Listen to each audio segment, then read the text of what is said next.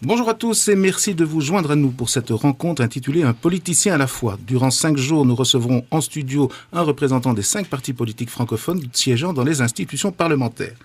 Quelle société voulons-nous sur le plan éthique? Les catholiques ont-ils le droit à la parole dans le débat politique? Quelle Europe sociale voulons-nous? Comment mettre du cœur dans le débat sur l'immigration? Voilà les thèmes que nous aborderons avec nos invités. Et pour mettre notre invité de ce jour sur le grill, Manu Valnir est à mes côtés. Thierry Grolich, lui, nous fera part des réactions sur les réseaux sociaux et des questions que pose l'association Nous, Citoyens. Ouvrons directement le bal. Nous accueillons aujourd'hui Philippe Lamberts. Philippe Lamberts, bonjour. Bonjour. Vous siégez à l'Europe depuis 2009 et vous êtes tête de liste écolo pour les élections au Parlement européen. Alors, avant d'entrer dans le débat proprement parlé, Manu Valnir dresse votre portrait minute. Philippe Lamberts est véritablement une carrure du Parlement européen. Mais le problème avec l'Europe, c'est qu'on a tendance à être peu connu dans son propre pays. Voici donc quelques éléments qui devraient permettre à nos auditeurs de mieux vous connaître. Vous naissez en 1963 à Bruxelles dans une famille de 4 enfants. Votre père produit et commercialise de la choucroute. La route était donc toute tracée pour une carrière à Strasbourg. Après des études d'ingénieur civil et de mathématiques appliquées à l'UCL, vous entrez chez IBM pour une carrière qui va se poursuivre pendant plus de 20 ans. Pendant ces années-là, vous vous mariez, vous avez 4 enfants, mais comme vous êtes un homme de défi, rien que le fait d'en avoir 4 enfants le prouve bien d'ailleurs, vous décidez de vous investir en politique. Conseiller communal à Anderlecht en 95, membre du Conseil de la Fédération européenne des partis verts en 99, puis conseiller de la vice-première ministre Isabelle Durand sur les affaires étrangères et les questions de défense jusqu'en 2003. 3 ans plus tard, vous devenez coprésident du Parti vert européen et depuis 2009, vous siégez au Parlement européen où votre action s'est focalisée sur la régulation des banques et la gouvernance économique de l'Union. À l'Europe, vos partenaires vous perçoivent comme quelqu'un de compétent, d'engagé et de déterminé. Un avis partagé par vos adversaires qui vous disent toutefois dur en négociation.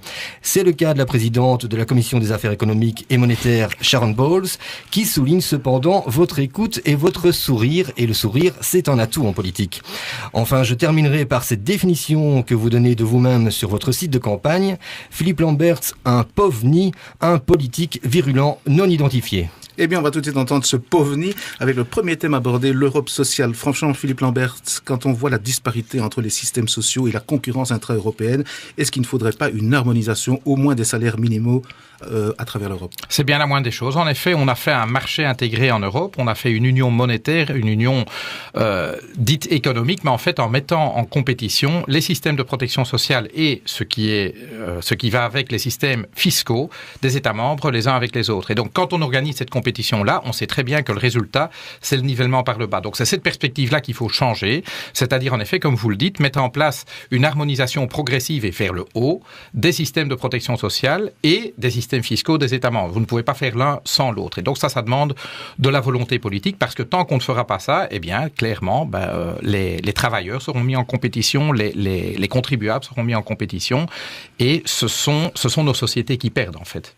Alors il faut protéger les travailleurs, protéger également les familles qui sont un lieu privilégié de la solidarité avec des membres parfois plus fragiles. Est-ce que vous êtes en faveur d'une aide accrue des pouvoirs publics en faveur des familles qui prennent soin à domicile des personnes âgées ou des personnes handicapées? Je pense par exemple des personnes qui ont Alzheimer ou des personnes handicapées qui deviennent adultes par exemple. Absolument, et donc il faut reconnaître que toute une partie de ce qui crée de la valeur dans nos sociétés n'est pas aujourd'hui marchandisée. Ce qui ne veut pas dire pour autant que ça ne crée pas de valeur. Et on a parfois l'impression dans notre société que si on ne peut pas mettre un prix sur quelque chose, ça n'a pas de valeur. Et en effet, les exemples que vous prenez sont absolument éclatants, puisque ce sont des personnes qui créent de la valeur pour leurs proches, en s'occupant d'eux, et donc forcément pour la société, sans que pour autant un transfert financier ne matérialise cette création de valeur. Et donc en effet, il faut encourager ça. Une des solutions qui est souvent évoquée et qui personnellement a mon soutien, c'est l'idée d'un revenu de base inconditionnel pour toutes les personnes. Ce qui est une manière de reconnaître en réalité que chaque être humain est d'abord né égal et en dignité avec tous ses congénères, mais créer de la valeur pour la société là où il est. C'est cette idée d'allocation universelle qu'on a eu tendance à oublier, qui exige évidemment, si on la met en place, de repenser complètement notre système de protection sociale et à nouveau notre système fiscal, mais ça irait très loin.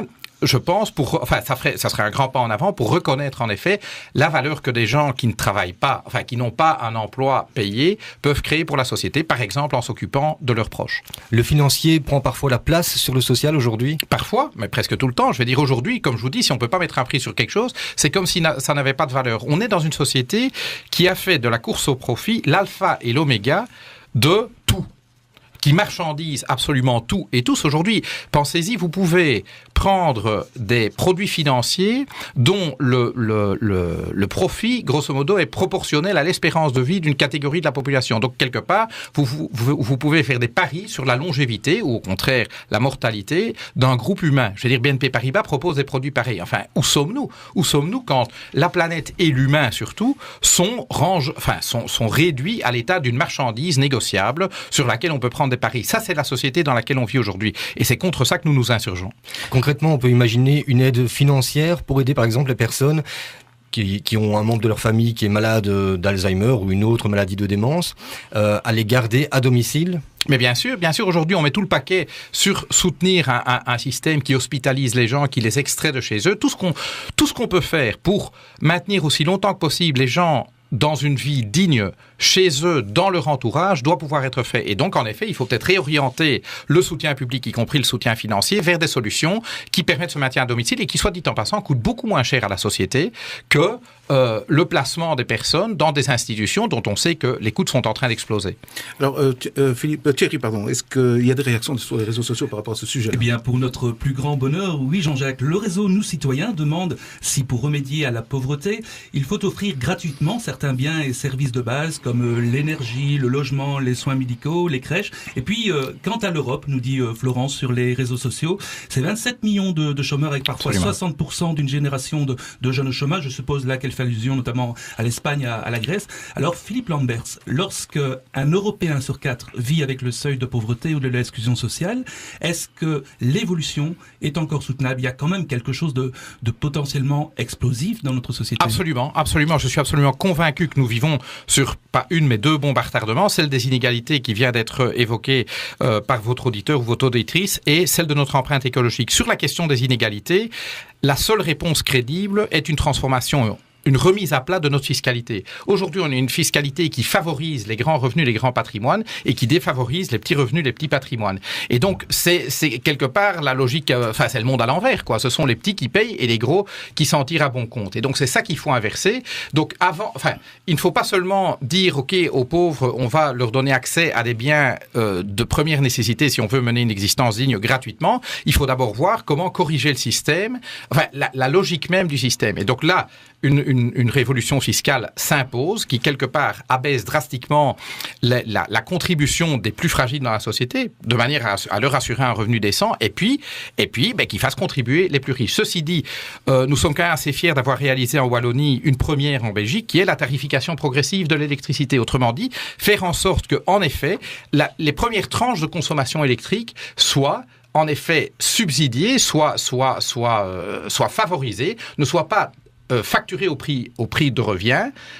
Et on fait donc, pour financer cela, on fait contribuer plus que proportionnellement ceux qui consomment beaucoup d'électricité. Et donc cette tarification progressive, en effet, rend l'énergie plus accessible aux plus fragiles et met à contribution les plus aisés. C'est de nouveau une politique redistributive et c'est absolument indispensable si on veut désamorcer cette bombe à retardement. Voilà, on passe tout de suite au deuxième thème de notre sujet, de notre émission, l'immigration, qui est un thème important dans ce débat électoral, et la coopération au développement. Alors Philippe Lamberts, à choisir, préférez-vous augmenter l'aide au développement dans les pays d'émigration ou celle consacrée à l'accueil de ces migrants chez nous ?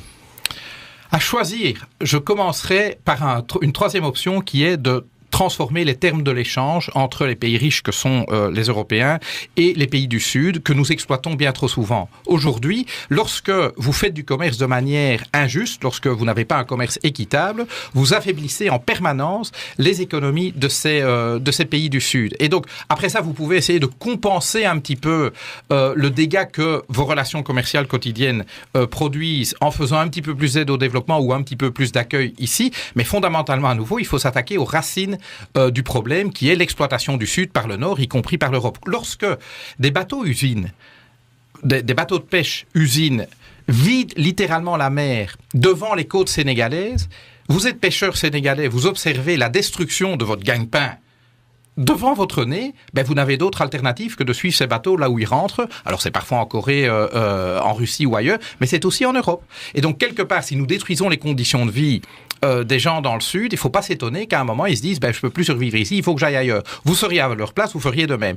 Ceci dit, sur la question des politiques migratoires de l'Union, on est entré dans une phase complètement sécuritaire d'une Europe forteresse qui s'imagine que c'est en construisant des murs et en repoussant les gens qu'on va s'assurer de se protéger contre ce qu'on considère un flot ininterrompu d'immigration qui va nous détruire. Quand on regarde la problématique des migrations dans le monde, l'Europe est concernée à titre tout à fait subalterne. Je veux dire, prenons l'exemple des réfugiés qui quittent la Syrie à cause de la guerre civile. Un pays comme le Liban, qui est un pays comparable à la Belgique, accueille 1 million de réfugiés. L'Europe en accueille 60 000. L'Europe, 500 millions d'habitants. Le Liban, un tout petit pays comme la Belgique, en accueille 1 million. Il ne faut quand même pas rigoler. Pourtant, on a les moyens de le faire. Mais évidemment qu'on a les moyens. L'Europe est un continent riche. Le patrimoine collectif des Européens, c'est 60 000 milliards d'euros. Et qu'est-ce qui bloque alors ? Qu'est-ce qui bloque ? La peur. Fondamentalement, l'idée que accueillir des étrangers, des gens différents, des autres, menace nos sociétés. Je veux dire, il faut quand même se sentir drôlement insécurisé quand on est une collection de pays riches comme l'Europe pour se dire que l'arrivée de quelques millions de réfugiés déstabiliserait nos sociétés. Le vrai problème, c'est que lorsque nous sommes dans des sociétés où les politiques qui sont menées précarisent, vous le disiez, 25% de la population, c'est clair que ceux qui sont tout en bas de l'échelle ont l'impression qu'on les met en compétition avec d'autres précaires. Et comme nous vivons dans une Europe de plus en plus injuste vis-à-vis de ses propres citoyens, ceux qui sont les victimes de cette injustice ont des craintes pour leur propre sort et se disent finalement si on en rajoute encore, c'est encore nous qui allons trinquer. Et donc de nouveau, vous ne pouvez pas séparer la question de l'attitude vis-à-vis de l'immigration des Européens, la question de la justice sociale à l'intérieur de l'Union européenne. Les deux sont liés. Je reviens un instant sur l'aide au développement parce que vous disiez qu'il faut aider en effet les pays du Bien Sud. sûr. Pourtant, on remarque qu'au niveau international et en particulier en Belgique, on a diminué cette aide au développement. En Belgique, on est passé de 0,7% à 0,4% ces dernières années. Comment on explique ça ? Pourquoi est-ce qu'on va chercher dans cette enveloppe-là ? Parce que, évidemment, ceux qui sont les bénéficiaires de cette aide ne votent pas. Ils ne votent pas. Ce sont des étrangers, ce sont des autres. Et donc, comme ils ne sont pas dans votre circonscription électorale, couper là-bas, ça fait pas mal. Ça a l'air de ne pas faire mal, mais ça fait mal, évidemment. Et donc, je pense que c'est une responsabilité vraiment minimale des Européens et des pays riches de consacrer 0,7% de leur PIB à l'aide au développement. C'est bien le minimum. Et ce qui est pire, c'est quand on commence à vouloir compter dans ces 0,7% une série d'investissements de nature commerciale qui n'ont absolument rien à voir avec l'aide au développement. Si l'Europe ne peut pas se permettre de dépenser 0,7% de la richesse produite chaque année à quelque part réparer les dégâts qu'elle a commis pendant des décennies d'exploitation, alors je pense que l'Europe ne mérite plus son nom de patrie de la démocratie et des droits de l'homme. Et l'Europe ne peut pas imposer à la Belgique, par exemple, de respecter ses engagements par rapport à ce pourcentage ? Non, ce sont des engagements moraux et pas contraignants. Ce sont les objectifs du millénaire. Et donc, alors que nous avons des normes obligatoires pour la réduction de nos émissions de CO2 ou des normes obligatoires quant à la discipline budgétaire, curieusement, les questions de développement, les questions d'inégalité ne font pas l'objet de normes aussi contraignantes. De nouveau, la justice sociale est quelque chose qu'on pense pouvoir traiter quand tout le reste sera résolu. Sauf que c'est une condition, évidemment, de survie de nos sociétés. Alors apparemment, Thierry, il y a des remarques importantes sur les réseaux sociaux. Alors, pas sur les réseaux sociaux, mais un message envoyé par Christian à l'adresse électronique débat@mcbf.be. La lutte contre l'immigration a le vent en poupe, mais finalement, n'est-ce pas au détriment du projet européen ? Absolument, absolument. Ce n'est pas la valeur, ça ne correspond pas aux valeurs des Européens. De nouveau, nous avons toujours été, il faut bien se rendre compte de ça, l'Europe a toujours été une terre d'asile et de migration. Ça fait partie de notre ADN. Je veux dire, tous autant que nous sommes ici autour de la table, nous avons du sang, entre guillemets, non européen dans les veines. Et donc, quelque part, s'imaginer qu'on peut définitivement s'isoler du reste du monde, c'est quelque part nier notre propre identité. Et si en plus, nous disons que nous nous voulons porteurs, quelque part, des valeurs de démocratie, enfin les valeurs de la Déclaration universelle des droits de l'homme, qui, je le rappelle, dit que nous sommes tous nés égaux en droit et en dignité, eh bien, c'est quand même bien la moindre des choses que de traiter ceux qui quittent leur chez eux. Ce que ni vous ni moi ne ferions très volontairement lorsqu'on quitte sa maison, c'est qu'on y est contraint, eh bien, c'est d'accueillir ces gens de manière décente. Et je voudrais juste, à cet égard, souligner un fait. Nous avons procédé en Belgique, il y a du temps de la participation des Verts au gouvernement, à la dernière grande régularisation des illégaux en Belgique. 52 000 régularisations. La seule étude disponible aujourd'hui démontre, et c'est une étude, si je ne me trompe, de la VUB ou de l'ULB, je ne sais plus, démontre que l'opération a été bénéficiaire économiquement à la Belgique. Autrement dit que cette régularisation s'est traduite par un plus pour la société belge. Économiquement, mais de nouveau, si on ne regarde que la dimension financière de l'affaire, c'est plutôt une bonne affaire. Donc on arrête de nous dire que l'immigration est fondamentalement un poids, un fardeau. Alors, ceci dit, il ne faut pas s'imaginer que vivre dans une société multiculturelle est une évidence, que c'est facile. Je veux dire, vivre avec l'autre, avec la personne différente, mais ça n'est jamais facile. C'est quelque chose qui se travaille. Mais ça, c'est notre nature d'être humain. On vit dans des sociétés où nous sommes tous différents. Essayons de faire de ces différences une source de richesse plutôt qu'une source de conflit. Voilà, il nous reste un quart d'heure, alors on va passer au thème essentiel maintenant, pour nous en tout cas chrétiens, c'est l'éthique et la bioéthique. Et c'est un phénomène évidemment qui nous amène à un type de société que nous voulons construire. On va peut-être commencer par les internautes, Thierry.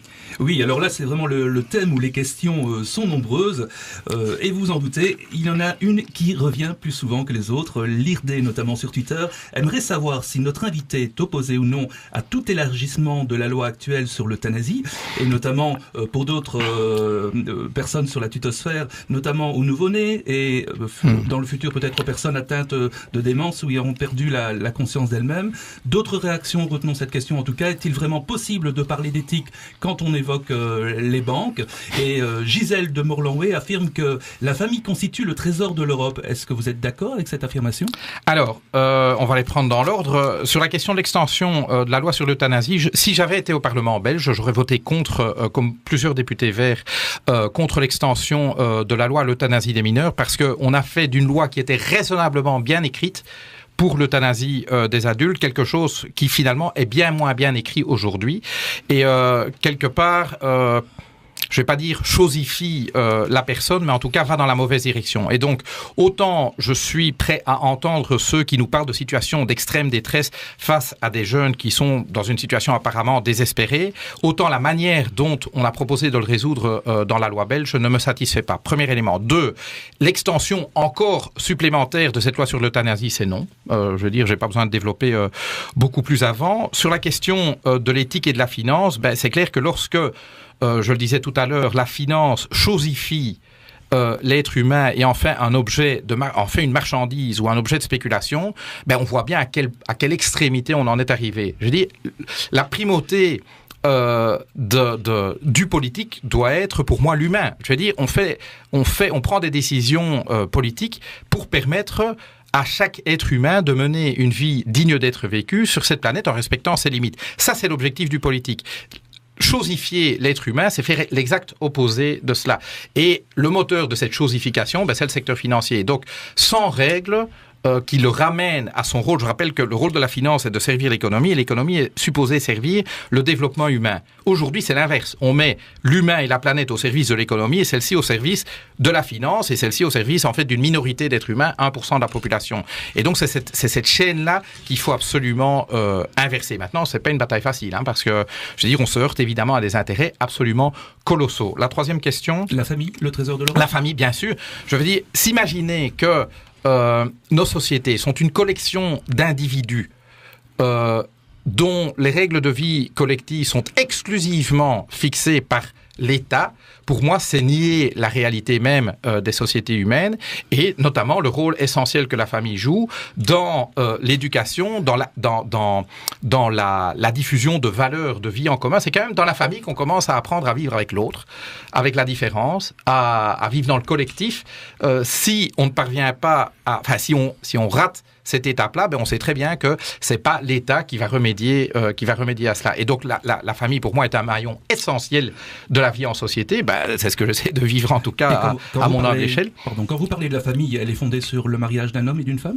Alors, Moi, j'ai absolument soutenu la possibilité pour des couples homosexuels de se marier. Je trouve ça normal. Je veux dire, nous ne sommes pas tous nés les mêmes. Et il peut y avoir des relations fortes entre deux personnes de même sexe. Ceci étant, c'est évident que aujourd'hui, si vous voulez avoir des enfants, c'est un homme et une femme. C'est comme ça que la nature nous a fait. Et donc, sur les questions de procréation médicalement assistée, je suis personnellement plus prudent. Je pense en tout cas qu'il y a une chose qui n'existe pas. C'est le droit à l'enfant. Je veux dire, on n'a pas droit à un autre. On n'a pas droit à une personne. Je veux dire, de nouveau, un être humain n'est pas une chose à laquelle on a droit. Et donc là, je pense qu'on doit avoir une réflexion collective dans notre société sur qu'est-ce que c'est un être humain et dans quelle mesure est-ce qu'un être humain peut devenir l'objet d'un désir. C'est sûr que pour des familles qui ne peuvent pas avoir d'enfants, c'est certainement pas facile. Néanmoins, j'ai dit, on n'a pas le droit à un être humain. Je veux dire, pour moi, c'est quelque chose qui n'existe pas. Manu, vous aviez aussi une question. Je reviens sur l'extension de la loi de l'euthanasie pour les enfants. Vous disiez regretter la formulation de la loi. Oui. Cette loi est toutefois passée. Oui. Alors, quelle est l'alternative par rapport justement à cette loi ? Est-ce que, par exemple, vous êtes d'accord qu'un médecin puisse refuser un acte ou puisse invoquer une clause de conscience dans ce cas-là ? Je crois qu'en effet, dans toutes les questions qui touchent à la vie, ça interpelle notre conscience. Et en effet, on ne peut obliger personne à commettre un acte qui est contraire à sa conscience. D'un autre côté, on ne peut pas non plus obliger toute une société à se comporter, à prendre un comportement donné. Je veux dire, ça marche dans les deux sens. Vous ne pouvez pas non plus interdire, si la loi le permet, vous ne pouvez pas interdire à un médecin de pratiquer un acte qui est permis par la loi. Vous pensez qu'il y a eu quand même une précipitation par rapport à cette loi ? Oui, je pense. Honnêtement dit, sur ce dossier-là, je pense qu'on a agi dans la précipitation, que plus de réflexion aurait été nécessaire, d'abord pour bien évaluer le fonctionnement de la loi sur l'euthanasie aujourd'hui, et voir comment elle fonctionne, et de voir quelles sont les alternatives pour traiter les cas d'extrémité concernant des mineurs. Je pense que ça méritait certainement beaucoup plus de réflexion. On passe rapidement à un autre thème. Dans le cadre des cours d'éducation affective et sexuelle à l'école, faut-il informer les parents du programme ? Si on prend par exemple l'école, qui pourrait être un terrain d'expérimentation pour la théorie du genre, selon laquelle la différence sexuelle est purement culturelle et n'est pas fondée sur une différence anthropologique entre l'homme et la femme. Oui, enfin, là, je pense qu'on a beaucoup exagéré quand je vois le débat en particulier en France, mais je vois qu'il parfois a des ramifications en Belgique. Il faut pas exagérer. Personne n'a jamais, enfin, moi, je n'ai pas vu d'avocat d'enseigner la théorie du genre dans le sens où vous le dites, où finalement, la différence sexuelle est une pure construction et n'a rien à voir avec des différences biologiques ou anthropologiques. Je veux dire, c'est pas de ça qu'il s'agit. Quand on parle d'éducation, enfin, les programmes Evras d'éducation à la vie relationnelle, affective et sexuelle n'ont absolument rien à voir avec ça. Donc pour moi, c'est un épouvantail qu'on essaye d'agiter pour, je pense, animer des passions qui ne devraient pas être. Je veux dire, c'est pas de ça qu'il s'agit. C'est pour bloquer ces cours. Moi, je pense que c'est en effet une forme de réaction d'une partie de la société contre l'idée, que ce sont des choses dont il faut parler. Ça fait partie de notre identité, je veux dire, d'être humain. Je veux dire, les questions... On doit parler de ça à partir de quel âge pour vous ? Mais ça dépend. Honnêtement dit, je ne suis pas psychologue et je ne suis pas spécialiste de ces questions-là. Donc là, je peux pas avoir une parole très éduquée là-dessus. Vous êtes parent de 4 enfants. Je suis parent de 4 enfants, mais là, enfin, je veux dire, on leur en a parlé, on leur en a parlé à l'école aussi. Ils ont découvert ça au fil du temps. Honnêtement dit, je ne sais pas très bien quelles sont les règles de bonne éducation. On parle de sexualité à 12 ans, ça vous choque par exemple ? Non, ça ne me choque absolument pas. On va pas dire à 12 ans, je veux dire, les jeunes, ils découvrent leur sexualité quand même, hein, et ça commence avant ça. Mais de nouveau, je ne suis pas vraiment un spécialiste de ces questions-là pour répondre très intelligemment. Alors, on va tout de suite passer au dernier thème, parce qu'il nous reste 12 minutes. La place de la religion dans la société. On sait que notamment des gens disent que les catholiques n'ont pas le droit à la parole. Qu'est-ce que vous en pensez ? Mais non, enfin, j'ai dit... Autant je suis un partisan radical de la séparation de l'Église et de l'État. Je vais dire, il y a un lieu pour arbitrer les choix de société que nous devons faire pour vivre en société. Ce lieu, c'est la société démocratique, c'est l'État et toutes ses ramifications et toutes ses institutions démocratiques. Et donc, c'est là que ça se passe. Ceci étant, la dimension spirituelle est une dimension qui, pour moi, est essentielle de ce que j'appelais tout à l'heure une vie humaine digne d'être vécue. Chacun la vit comme il l'entend, bien sûr. Mais donc, la dimension spirituelle et religieuse est une dimension de l'être humain. Et je ne vois pas à quel titre cette dimension-là serait une dimension honteuse. C'est-à-dire une dimension qu'on devrait cacher du jour parce que ça pourrait choquer. Je pense que des convictions s'expriment en public, c'est une contribution au débat. Que des chrétiens s'expriment au nom de leurs valeurs, au nom de leur foi, je vais dire, un laïc va s'exprimer au nom de ses valeurs, au nom de ses choix, je vais dire, ça n'a absolument rien de choquant. Je pense qu'on peut, comme l'a dit, si je ne me trompe, Gabriel Ringlet, on peut être chrétien et libre penseur et s'exprimer en tant que tel. Je ne vois pas pourquoi est-ce qu'on devrait se retenir de s'exprimer. Et des groupes humains, des organisations humaines, y compris des organisations religieuses, ont le droit d'exprimer un point de vue. La seule chose qui ne va pas, c'est quand une religion, une organisation religieuse prétend dicter à toute la société la conduite à tenir. Là, ça ne va pas. Et là, je dis, le lieu du débat, c'est la démocratie et c'est nulle part ailleurs.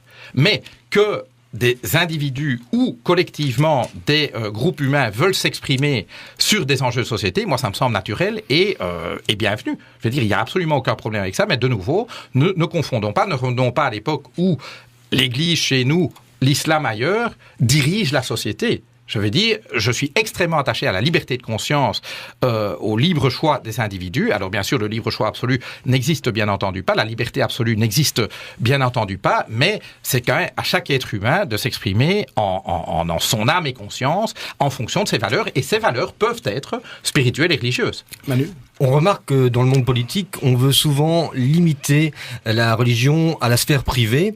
Est-ce que vous pensez par exemple que dans le cas du port des signes religieux et convictionnels sur le lieu de travail, on peut interdire vraiment tout port religieux, par exemple dans le cas de fonctionnaires ? Non, honnêtement dit, il faut de nouveau garder, j'allais dire, l'église au milieu du village. Il y a eu un débat là-dessus stimulé par une proposition de résolution, si je ne me trompe, émère au Parlement wallon. Très franchement, rencontrons-nous des problèmes aujourd'hui dans l'exercice de la fonction publique par des fonctionnaires, hommes ou femmes, qui portent des signes religieux? Est-ce qu'on constate que nous vivons dans une société où c'est un problème majeur? La réponse est non. Donc ne créons pas un problème là où il n'existe pas. Mais est-ce qu'on ne visait pas quand même la partie musulmane du pays? Si, évidemment, c'était ça qui était, c'était cette communauté-là qui était stigmatisée. Moi, très honnêtement, j'ai en face de moi une fonctionnaire qui porte un voile dans les cheveux. Moi, ça me choque absolument pas. Je veux dire, je me sens pas remis en cause dans mon intégrité humaine parce que j'ai en face de moi une personne qui porte un signe de cette nature-là. Il faut quand même pas exagérer. Et même, j'irai plus loin. On a légiféré en Belgique sur le voile intégral. Je vais dire, est-ce qu'on imagine? Donc, personnellement, c'est vrai que c'est une attitude, pour moi, qui me choque. Je veux dire, de voir une femme en voile intégral dans la rue, je me dis, c'est quand même une drôle de conception de l'être humain que lorsque un être humain se trouve dans une zone publique, elles doivent se cacher intégralement du regard des autres. Donc moi, ça me semble un peu étrange. Ceci dit, est-ce qu'on s'imagine vraiment que c'est avec une loi qu'on va résoudre le problème? Est-ce qu'on s'imagine vraiment ça? Mais non, évidemment. Pour moi, cette loi était une erreur. On l'a fait en France, on l'a fait en Belgique. Je trouve que ça n'a pas de sens de tenter de régler ce qui est un vrai problème par une loi qui, en réalité, va simplement confiner ces gens à la maison. Et que faut-il faire alors? Les laisser en voile intégral dans la rue, ne pas réagir? Non, moi je crois que c'est vraiment un travail d'éducation permanente, un travail de vie en société. Et là, l'école a un rôle très important à jouer parce que c'est de nouveau le lieu où commence à se vivre la rencontre avec la différence. Je pense que l'égalité homme-femme est une des valeurs fondatrices, l'égalité non seul de tous les êtres humains, mais l'égalité homme-femme est une valeur fondatrice de l'Union européenne. Et en effet, c'est une valeur que nous devons, qui n'est pas négociable et pour laquelle il y a encore beaucoup à faire pour y arriver. On n'y est pas encore à l'égalité. Et c'est dans le cadre de l'éducation et de la vie en société qu'on doit clairement insister sur le fait que hommes et femmes sont égaux et qu'en effet, il y a certaines pratiques qui sont incompatibles avec cette égalité. Thierry, des réactions, parce qu'il nous reste 2 minutes. Réaction de Jacques, mais vous avez déjà répondu, je pense, à la question suite à un message laissé par Marcel Sel sur Twitter, en sachant que tout acte est politique, économique, social et culturel. Les cathos peuvent-ils faire de la politique? Vous avez répondu, je pense, tout à l'heure, à l'exemple du Christ qu'on fait, qui était un grand politicien. Patrick... Je ne sais pas s'il était un politicien, mais en tout cas, il avait un message très politique. Patrick semble, lui, bien informé. Comme vous, il est fan de Phil Collins, et faisant allusion à une de ses célèbres chansons, notre internaute vous pose la question, y aura-t-il, pour vous et moi, un autre jour au paradis, Another Day in Paradise? En tout cas, c'est ce à quoi je travaille. Je veux dire, c'est vrai, quand on regarde les défis du XXIe siècle, on peut se dire à un moment, c'est foutu, c'est trop tard. On ne parviendrait pas à désamorcer les 2 bombes à retardement. Mais la seule chose qu'on sait, c'est que si on dit que c'est foutu, c'est foutu. Et donc la seule chose qui nous donne une chance de désamorcer ces 2 bombes, c'est d'essayer. Alors, On ne sait pas si on y arrivera, mais si on n'espère pas, si on ne met pas tout ce qui est en notre pouvoir pour désamorcer ces deux bombes, elles nous pèteront la figure. Et donc moi, je continue à croire que c'est possible. Alors, en 30 secondes, Philippe Lambert, si je vous pose la question, qui est Dieu pour vous? Ah, ça, je ne saurais pas dire. Il est autre. Il est autre. Encore des réactions sur les réseaux? Une demande qui vient d'arriver de Meladoro, qui dit, vous avez parlé qu'on ne peut pas chosifier un enfant, on n'a pas le droit à l'enfant. Que pensez-vous de la discrimination des enfants handicapés, comme par exemple les trisomiques, qui peuvent être avortés jusqu'à 9 mois, par contraste avec les enfants dits normaux, En 25 secondes. qui peuvent être avortés que jusqu'à 12 semaines? Écoutez, c'est une question vraiment très difficile. Pour moi, je n'ai évidemment jamais été confronté à la chose. Je crois que dans des choix pareils, c'est toujours un choix extrêmement difficile pour les personnes qui sont devant ce choix. Et honnêtement dit, je ne sais pas comment j'aurais réagi si j'avais été confronté. On a la chance d'avoir eu 4 grossesses faciles, 4 enfants sans aucun problème. Je ne sais pas dire comment j'aurais réagi si j'avais été confronté. Voilà, c'est ici que s'achève cette rencontre. 30 minutes, ça passe vite. Philippe Lambert, merci d'avoir accepté notre invitation. Merci à Manu Van Leer et à Thierry Grolich, ainsi qu'à l'équipe qui a préparé ce rendez-vous. Merci à Mathieu Argot pour la technique. Et demain, nous recevrons André Flao pour le Parti socialiste. Bonne journée à tous.